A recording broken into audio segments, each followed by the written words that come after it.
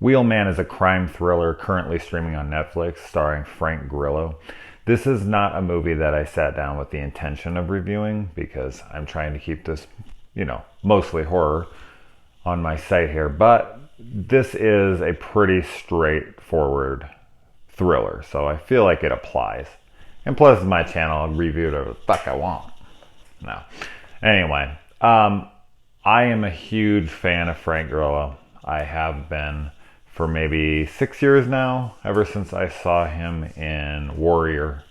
I think that's kind of where his popularity started to rise. And I mean, the guy's 52 years old now, and I don't feel like he got much recognition until about 4 or 5 years ago. So it does kind of suck that he's peaking a little bit later in life in his career, but I mean, hey, better late than never, and I think he's fucking awesome. And his age ain't holding him back at all. Not that that's like ancient by any means, but it's still pretty late usually to start a career, especially something in like action, because he does a lot of action movies, like the Captain America films and whatnot. So yeah, that was like my initial, and this being on Netflix, I hadn't heard of it. It was just kind of one of these like 2 weeks before, like Netflix always does. They put out a trailer, and basically, I'm sure they announced this somewhere, but you'd have to like go look for it. They usually don't really like make announcements until they release a trailer. And then they're like, oh, and it's coming out in 2 weeks, which is wonderful. I mean, it's just such a nice little surprise. So I was really, really looking forward to this since like 2-3 weeks ago. So yeah. Now, first thing, this movie takes place, like 99% of this movie takes place in the car with him. And like almost no exterior shots of the car at all. It's all through the front window, car camera mounted on like the side of the car as it's turning, and through the back windshield and stuff like that. Like it is like 99% inside the car. It reminds me of the movie Lock with Tom Hardy, which is excellent if you haven't seen it.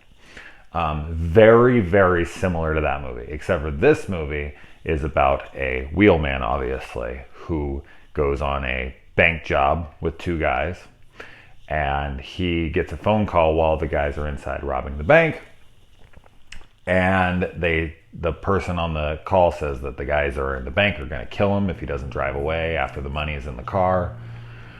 And he freaks out and drives off, and he's trying to figure out what the fuck to do. He's getting mixed signals. People are telling him they're going to kill him. He doesn't, and he has a 13-year-old daughter who's home alone, and an ex-wife I think she's like still his wife, but they're separated, and she's calling and she's freaking out on him. It's just tense the entire time. I mean, this movie starts tense, it ends tense, and tense all the way through. You're just like biting your nails. Like if you're into it, you're into it. For me anyways, it was definitely working. I almost have zero bad to say about this movie. I was fully invested. I think this also kind of reminds me of like what people expected when they saw the Drive trailer with Ryan Gosling a few years back. Like I'm not sure why I know why they thought that, because the trailer is like that, but if they knew who the director was, they would know that he's not going to do some like action car chase movie like Bullet or something. That's just not, Nick's kind of movies that he makes. So I think that this is that kind of thing. Although, as I said, this is completely inside the car, which I think is a very smart and clever way to make a car chase movie, a car chase thriller with a wheelman and, driving all through the city with keeping it low budget. I'm sure the budget on this wasn't super high, and I think this was a very clever way to do it because for all intents and purposes, this is a one location type of a film.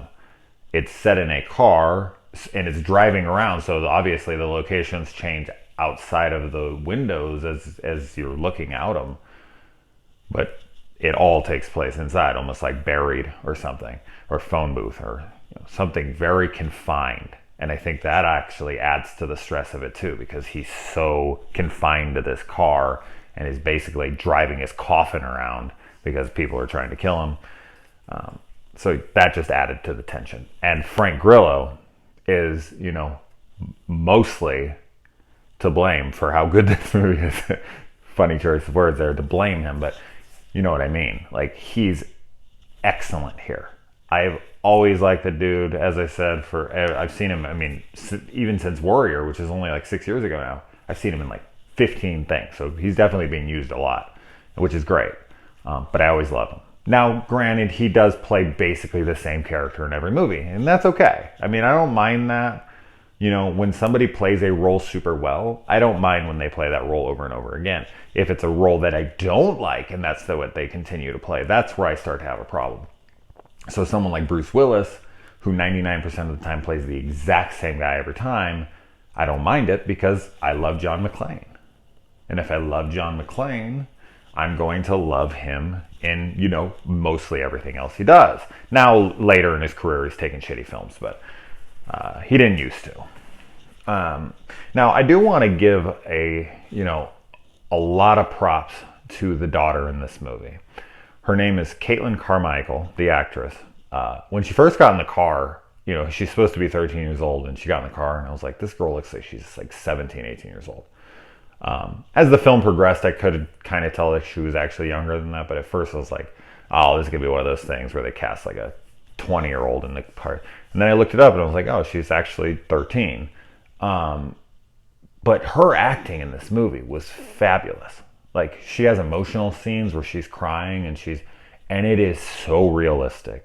Like, this is definitely a little actress to keep your eye out for. I think she's going to have, hopefully, a decent career at least. I know I was looking on IMDb, and I guess she's in that zombie show, I think is the one on Sci-Fi. I have watched like a half an episode, and for some reason I just couldn't get into it. It was so terrible looking.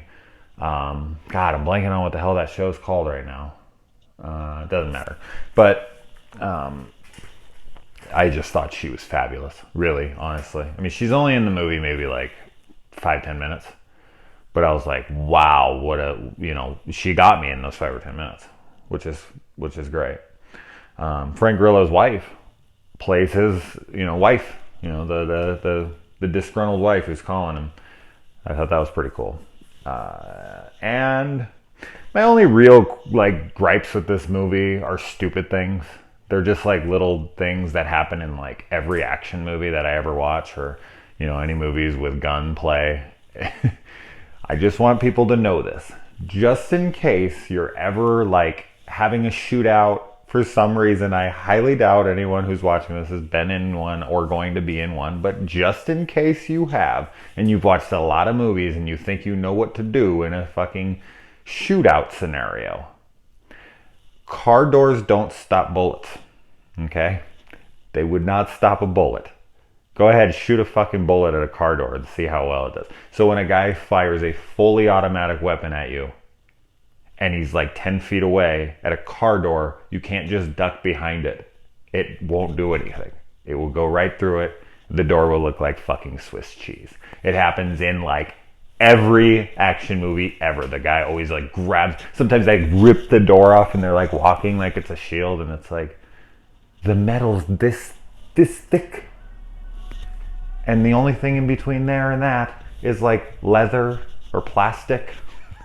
Wouldn't stop anything. So anyway, I don't know. That just annoys me. And then of course his gun has like 1,000 bullets in it. So yeah, whatever. That's kind of stupid stuff. And there were some things that were bothering me during the movie, but they ended up fixing them in the last act. I'm not going to say what, but it was just, there were things that were there and it was like, oh, come on, man. Why wouldn't you just do this? And then eventually he does it. And you're like, oh, okay. Well, at least he's doing it now. I think he should have done it earlier, but at least it was done. So yeah, I definitely recommend it. I mean, if you're into these kinds of movies with a getaway driver, I mean, it's not as good as Baby Driver. I mean, that was definitely a fantastic movie. It would probably make my top 10 of the year for sure. That's gonna be the best Wheelman movie of the year. But this is not a shabby second, man. This is a really, really cool movie for it being a Netflix original, for being lower budget, for being something I didn't even hear about until 2 or 3 weeks ago. This was a great, nice surprise, and I highly recommend checking it out.